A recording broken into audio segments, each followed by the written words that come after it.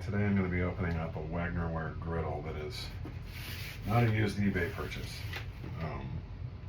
Wagner Ware is obviously one of the most well-known cast iron cookware manufacturers. They have a long history. I'm actually got a little distracted by this inner packaging. This is really beautiful. This is looks like a wood crate that they've made. Anyway, Wagner is one of the most famous cast iron manufacturers. They date back to, I think it's 1891, and they were based in Sydney, Ohio. Made, all of the variants of cast iron cookware you can imagine.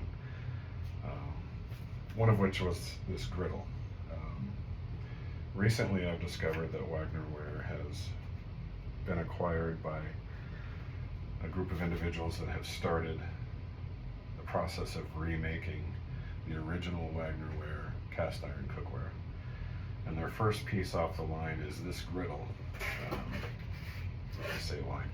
It is this griddle that I've recently acquired. This is a griddle that was originally from 1950, I believe it is, and this is the very first piece of the reboot of the Wagner Ware cast iron brand. So initial impressions, I love this packaging. This shipping box it's a shipping box. It is what it is. But I wasn't fully expecting this inner package. This is really beautiful and well thought out. So it slides open. All right, we're greeted with I like this sturdy container. This is really smart. Prevent damage, obviously, and high presentation value. What do we have? We have an inspection card here. This piece was inspected on April 9th, 2024. Somebody named AD. This Wagner cast iron cookware was handcrafted in the United States.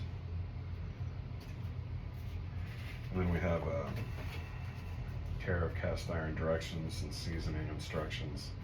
Looks like a little brief history of the Wagner Ware Company. Yet, 1891, Wagner Manufacturing Company was a historic producer of cast iron and aluminum cookware. I didn't realize that. Based in Sydney, Ohio, founded in 1891. Wagner established itself as a market leader renowned for unmatched quality, innovative designs, and diverse product offerings. This version of the long griddle, 1148, number 1148 is the Wagner Ware model number for this piece, was available in 1950, near the end of the Wagner family's ownership of the company. It is the first of a new collection of reissued products developed with the guidance from the Wagner family, input from private collectors, and analysis of documents from library archives. These vintage designs have been studied in exhaustive detail in order to recapture the look, feel, and quality of the originals. This griddle is a functional tribute to the history of American cast iron. So I was intrigued by this because, Griswold, Wagner, there's so many great historic manufacturers of cast iron. Not many have survived. None, actually, that have been around as long as Wagner and Griswold or some of the other well-known companies. So I'm intrigued that Wagner Ware is rebooting the brand, that the individuals are rebooting the brand and holding true to the original design of some of the original products. So this was 1148. There's a whole history about how Wagner did their product numbers. I won't get into that here, but this is a large this is a large griddle, but it's not particularly unwieldy in terms of weight, which I like.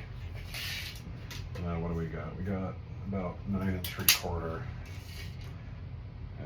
by 17 1/4 on the outer of the cooking surface, about 16 1/4 by 8 3/4 on the actual flat cooking surface. It's got a little drip rail around the outside circumference of the cooking surface, which I like, and then a hole for hanging. Initially, just taking a look at this, it looks like the pre-seasoning is very even.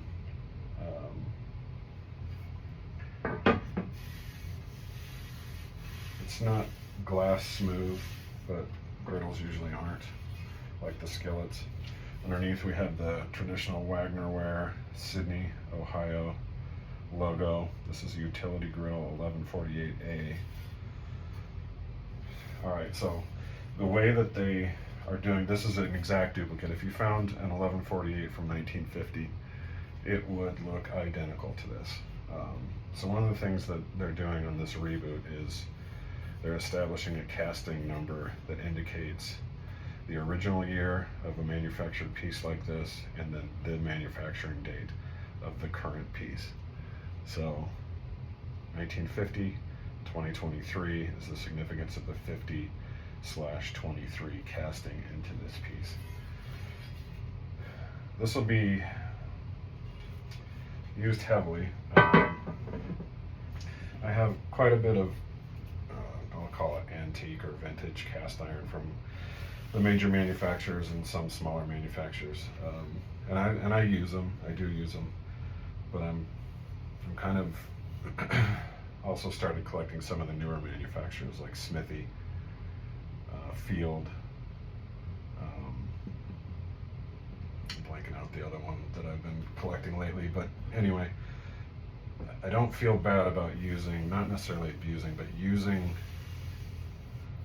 the newer cast iron extensively and without a ton of regard for worrying about cracking or this or that or overheating. So it's a piece that I'm looking forward to owning and using heavily because, again, it's a brand new piece that's not an antique.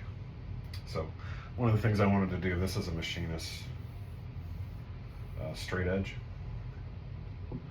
What I like to do on cast iron, particularly if I'm buying an older piece, is measure the run out, so to speak, or the degree of flatness at various angles. This mechanic's straight edge. So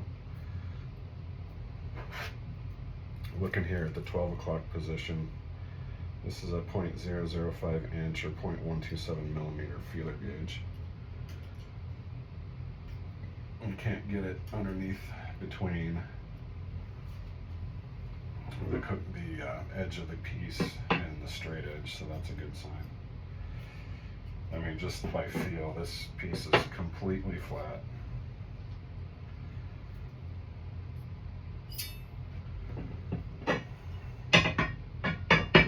We'll do it as close to the inside of the handles as we can at the 3 and 9. The corners on a piece like this is really where you start to see warpage and unevenness, so we'll flip it over on its top and do the same thing on the part that would come into contact with the cooking surface. Again, we'll just run it around looking for any wobble.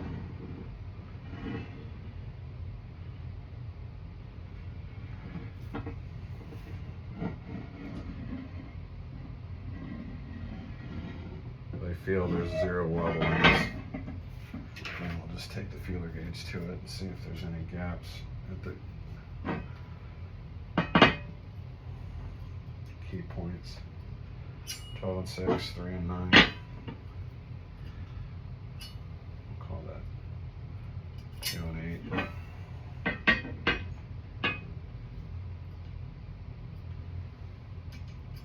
and 6.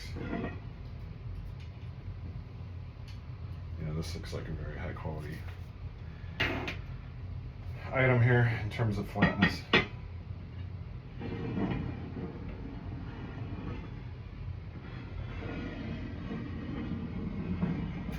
These are useful, obviously, for cooking large amounts of food, which we do around here on occasion when the kids come over.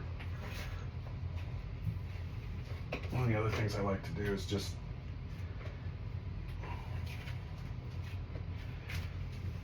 give it a weight. This isn't the most accurate of scales, but I like to compare it.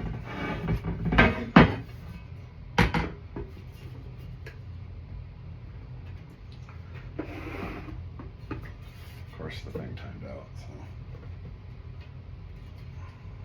so.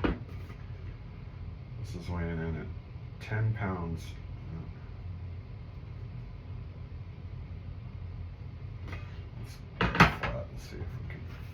pressure off of it. 9.8 pounds.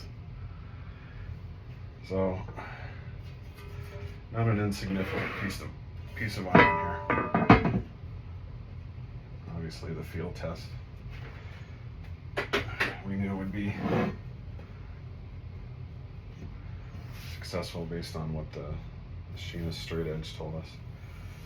Again, nice piece. I'm very excited that Wagner Ware